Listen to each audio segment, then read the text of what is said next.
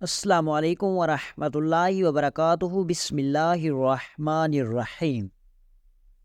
ایک دفعہ سلطان صلاح الدین ایوبی رحمۃ اللہ علیہ اپنے لشکر کے ساتھ سفر پر رواں دواں تھے۔ اتنے میں سلطان صلاح الدین ایوبی رحمۃ اللہ علیہ کے لشکر کا گزر کوہسار قلعے کے پاس سے ہوا۔ کوہسار قلعے کا منظر دیکھ کر سلطان صلاح الدین ایوبی رحمۃ اللہ علیہ بہت حیران ہو گئے، کیونکہ وہ سلطان صلاح الدین ایوبی رحمۃ اللہ علیہ کی ملکیت میں وہ علاقہ نہیں تھا۔ لیکن سب سے حیران کر دینے والی چیز یہ تھی کہ اس قلعے میں لوگوں کا بہت ہجوم تھا۔ حالانکہ وہ قلعہ ایک سنسان جگہ پر بنا ہوا تھا، اس کے ساتھ ہی میں نہ کوئی اتنا بڑا بازار تھا، لیکن اس قلعے میں لوگوں کا بہت ہجوم لگا ہوا تھا۔ یہ بات سلطان صلاح الدین ایوبی رحمۃ اللہ علیہ کو ہضم نہیں ہوئی، تو اتنے میں سلطان صلاح الدین ایوبی رحمۃ اللہ علیہ نے اپنے ایک وزیر سے پوچھا کہ آخر اس قلعے میں اتنے ہجوم کی وجہ کیا ہے؟ تو وہ وزیر اپنے گھوڑے پر سر جھکائے بیٹھ گیا۔ تو سلطان نے پھر سوال کیا، اے وزیر بتاؤ، آخر اس قلعے میں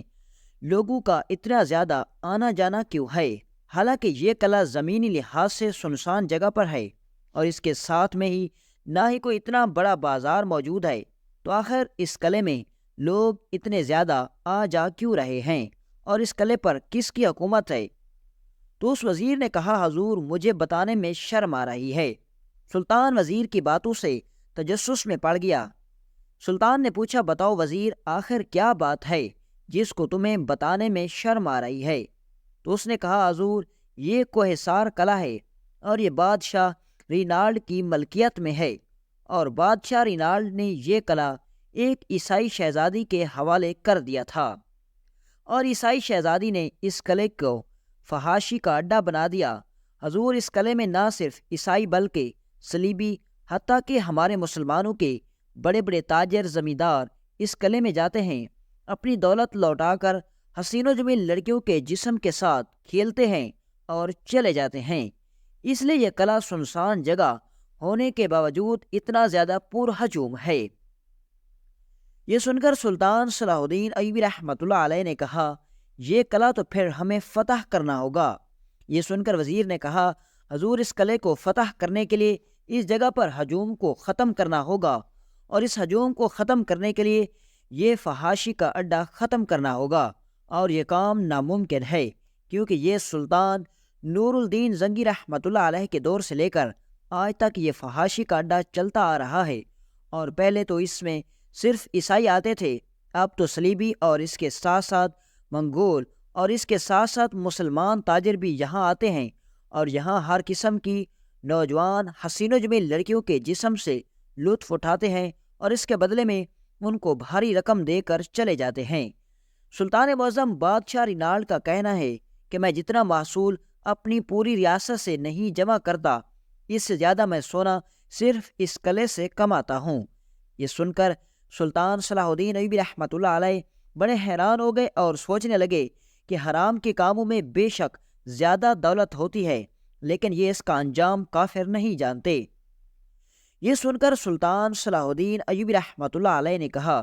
اگر میں نے اس قلعے کو فتح نہ کیا اور اس غلیظ کام کو یہاں سے ختم نہ کیا تو میرا نام بھی صلاح الدین نہیں۔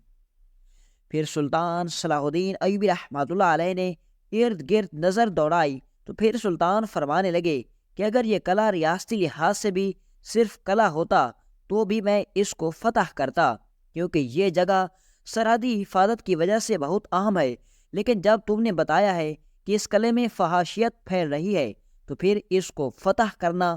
میرا سب سے اولین کام ہوگا۔ سلطان صلاح الدین ایوبی رحمۃ اللہ علیہ کا قافلہ وہاں سے چلا گیا۔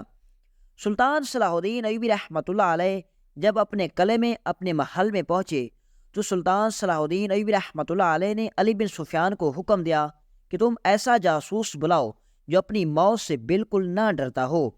اس کو ایک عام مہم پر بھیجنا ہے۔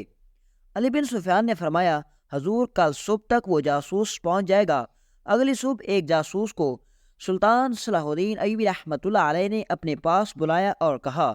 تم کو کوہسار قلعے چلے جاؤ اور اس کوہسار قلعے میں ہونے والی ہر حرکات کے بارے میں مجھے معلومات فراہم کرو گے؟ تم مجھے یہ بتاؤ گے کہ آخر کوہ سار قلعے میں رہنے والی شہزادی جس نے اس قلعے کو فحاشی کا اڈا بنا دیا، آخر وہ کہاں سے لڑکیاں خرید کر لاتی ہے اور ان کے جسم بیچتی ہے،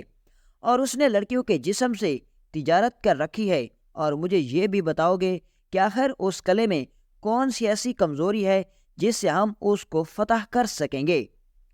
اس جاسوس نے کہا، حضور میں آخری سانس تک آپ کے ہر حکم کی تعمیل کروں گا۔ وہ جاسوس اپنے تیز رفتار گھوڑے پر سوار ہوا اور اپنی مہارت سے اس قلعے کے اندر داخل ہو گیا۔ 15 دنوں کے بعد وہ جاسوس سلطان صلاح الدین ایوبی رحمۃ اللہ علیہ کی خدمت میں حاضر ہوا اور فرمایا، حضور کوہ سار قلعے میں رہنے والی عیسائی شہزادی ہر رات اس قلعے میں شراب منگواتی ہے، اور ان لڑکیوں کے خریدار اس قلعے میں آتے ہیں، شراب پیتے ہیں، اور شراب پی کر پھر ان لڑکیوں کے جسم سے لطف اندوز ہوتے ہیں۔ حضور اس قلعے کی لڑکیوں کو دیکھ کر ایسا لگتا ہے کہ وہ لڑکیاں مسلمان ہیں، لیکن وہ شہزادی اپنے خاص تاجروں کے ذریعے ان لڑکیوں کو باہر سے خرید کر قلعے میں منگواتی ہے۔ وہ لڑکیاں بہت ہی خوبصورت اور حسین و جمیل ہیں۔ سلطان صلاح الدین ایوبی رحمۃ اللہ علیہ نے کہا، آخر معلوم کرو کہ وہ لڑکیاں کہاں سے آتی ہیں؟ تو اس نے کہا، حضور مجھے یہ تو نہیں پتا کہ وہ لڑکیاں کہاں سے آتی ہیں، لیکن ہاں اتنی خبر ضرور ملی ہے کہ اگلے 6 دنوں کے بعد فلاں جگہ سے ایک قافلہ گزر رہا ہے، اور اسی قافلے میں اس شہزادی کی خریدی ہوئی تمام لڑکیاں آ رہی ہیں، اور اسی قافلے کی نگرانی کے لیے تقریباً 200 سے زیادہ سپاہی موجود ہیں، اور ان کو بند ڈولیوں میں بٹھا کر لایا جا رہا ہے۔ یہ خبر سن کر سلطان صلاح الدین ایوبی رحمۃ اللہ علیہ حیران و پریشان سوچنے لگے کہ اگر اس لڑکیوں کے قافلے پر حملہ کر کے ان لڑکیوں کو اگر اغوا کر لیا جائے تو اس طرح اس شہزادی کو فحاشی کے اڈے کو تباہ و برباد کیا جا سکتا ہے۔ وہ جاسوس وہاں سے چلا گیا۔ سلطان صلاح الدین ایوبی رحمۃ اللہ علیہ نے علی بن سفیان کو حکم دیا کہ سپاہیوں کا ایک ایسا دستہ تیار کرو جس نے ان لڑکیوں کے قافلے پر حملہ کرنا ہے۔ علی بن سفیان نے کہا، حضور حکم کی تعمیل ہوگی۔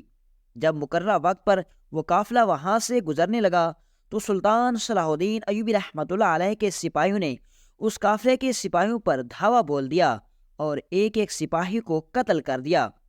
اس کے بعد سلطان صلاح الدین ایوبی رحمۃ اللہ علیہ نے ان تمام لڑکیوں کو اپنے محل لے آیا اور پوچھا، اے لڑکیوں، آخر بتاؤ تم کون ہو، کہاں سے آ رہی ہو، اور تم کوہ سار قلعے کی شیطان شہزادی کے پاس اپنے جسم کو بیچنے کے لیے کیوں جا رہے ہو؟ آخر تم اپنے جسم کو بیچنے پر کیوں مجبور ہوئیں؟ تو انہوں نے کہا، حضور ہمارا ایک قبیلہ ہے جو کہ پہاڑیوں کے ساتھ ہے، اس قبیلے میں روزگار نہ ہونے کے برابر ہے، اور غربت میں آ کر اس قبیلے کے جتنے بھی باپ ہیں اپنی بیٹیوں کو ان تاجروں کے ہاتھوں میں بیچ دیتے ہیں،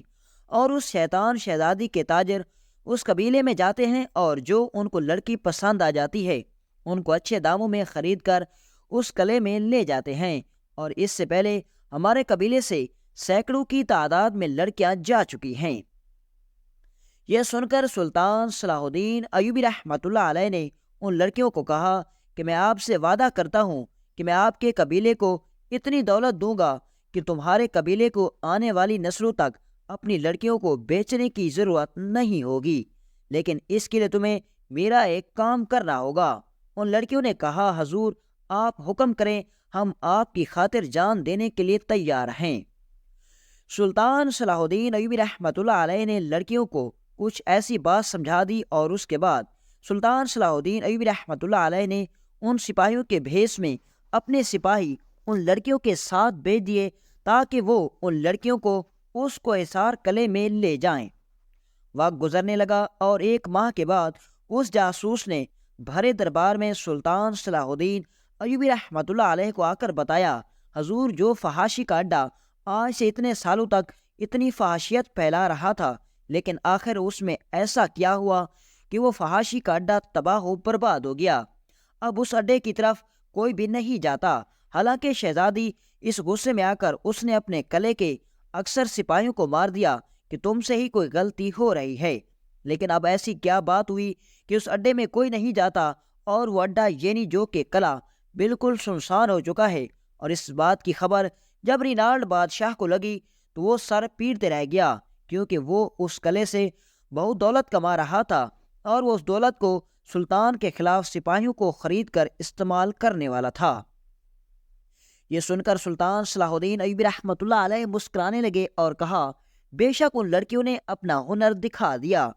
اتنے میں سلطان کے ایک وزیر نے سوال کیا، حضور، جو قلعہ اتنے سالوں سے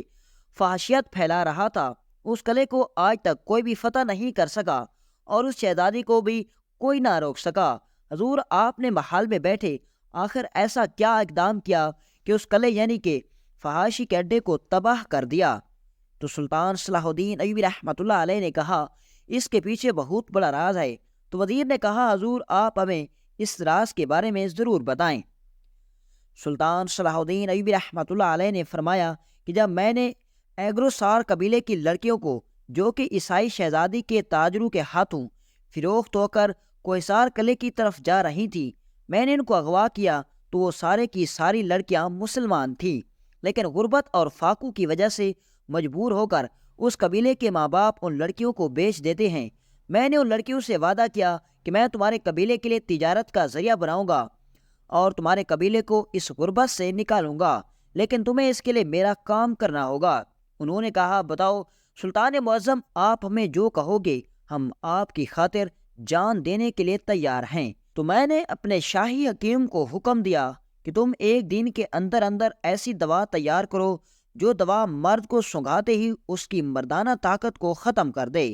شاہی حکیم نے چند گھنٹوں کے اندر اندر وہ دوا تیار کر دی اور میں نے ان لڑکیوں کو وہ دوا دے دی اور ان کو حکم دیا کہ جب تم اس قلعے میں پہنچو تو اس دوا کو اپنے پاس سنبھال کر رکھنا۔ تمہیں قلعے میں جاتے ہی وہ شہزادی اپنے اپنے کمروں میں بھیجے گی، اور بے شک تم اس قلعے میں جانے والی خوبصورت لڑکیاں ہو، لہذا تمہارے گاہک تمہارے انتظار میں موجود ہوں گے،